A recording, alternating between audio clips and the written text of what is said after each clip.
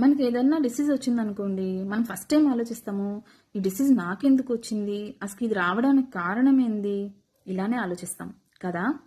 So మనం ఏం చేయాలి, రూట్ కాజ్ని ఫిక్స్ చేయాలి కదా. ఇదే ఆయుర్వేదిక్లో కూడా చెప్తారు. ఆయుర్వేదం పనిచేసేది కూడా రూట్ కాజ్ ఫిక్స్ చేయడం ద్వారానే.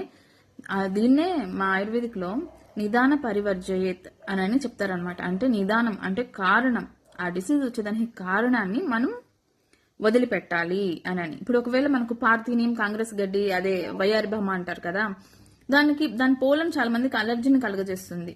దానివల్ల తుమ్ములు ఇట్లా అంతా వస్తాయన్నమాట, బ్రాంకైటిస్ ఇలా వచ్చే ఛాన్స్ ఉంటుంది. సో వాళ్ళు ఏం చేయాలి, దానికి అది ఉన్న దగ్గరికి దూరంగానే ఉండాలి వాళ్ళ ఇల్లు, లేదు వాళ్ళ ఇంటి పరిసరాల్లో అది లేకుండానే చూసుకోవాలి. సో ఇలా చేయాలన్నమాట. ఇదే కారణం, దీన్ని